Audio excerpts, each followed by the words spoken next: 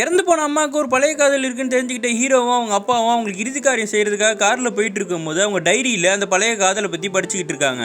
அந்த டைம்ல காலேஜுக்கு ரெகுலரா பஸ்ல போயிட்டு இருக்கும் போது ஒரு பையனை பாக்குறாங்க. அந்த பையன் கம்பியில அடிச்சு கீழே விழுந்தானே, இவங்க தான் தண்ணி தெளிச்சு அவனை எழுப்புறாங்க. அந்த மூமெண்ட்டே அவங்க ரெண்டு பேரும் லவ் அட் ஃபர்ஸ்ட் சைட் ஆயிருது.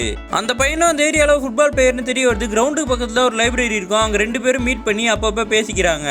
இவனும் ரவுடித்தனம் பண்ணி சுத்திட்டு இருக்கான். அந்த பொண்ணு இதெல்லாம் விட்டுட்டே லவ் பண்ண ஸ்டார்ட் பண்ணுன்னு உடனே இவங்க ரெண்டு பேரும் சந்தோஷமா தான் இருக்காங்க. ஒரு நாள் வந்து இந்த பையன் கட்சி சார்பா அந்த பொண்ணோட அப்பாவை போட்டு அடிச்சிடறான். இந்த பொண்ணு கல்யாணத்தை ஃபிக்ஸ் பண்ணலான்னு இருக்காங்க. இவங்க ரெண்டு பேரும் ஓடி போடலான்னு பிளான் பண்றாங்க. இதோட அந்த டைரியில கதை முடிஞ்சிருது. அந்த டைரியில நான் இறந்ததுக்கு அப்புறம் என்னோட பழைய லவர் வந்து என்னோட கல்லறையில பூ வச்சுட்டு போன்னு அவங்க அம்மா ஆசையா எழுதிருக்காங்க. இதனால ஹீரோவும் அவங்க அப்பாவும் அவனை நேர்ல பார்த்து இந்த ஆசையை தீர்க்கலான்னு போறாங்க. ஹீரோவும் அந்த ஆளை போய் நேர்ல பார்த்து அவங்க அம்மா உயிரோட இருக்கிற மாதிரியும், அவங்க வந்து ஒரு ஸ்கூல் டீச்சர், அவங்க ஆனிவர்சரிக்கு ஒரு வீடியோ நாங்க ரெடி பண்ணிட்டு இருக்கோம், அவங்கள பத்தி பேசுங்கன்னும் போது இவன் அவங்கள பத்தி பேசுறானே தவிர அவங்கள லவ் பண்ண விஷயத்தெல்லாம் வெளியே சொல்ல மாட்டேங்கிறான். இவங்களும் அவ்வளவுதான் போல இருக்கு, இவன் லவ்லாம் கிடையாது, அம்மாவோட லவ் அந்த டைரியிலேயே முடிஞ்சிருச்சுன்னு சொல்லிட்டு கிளம்புறாங்க.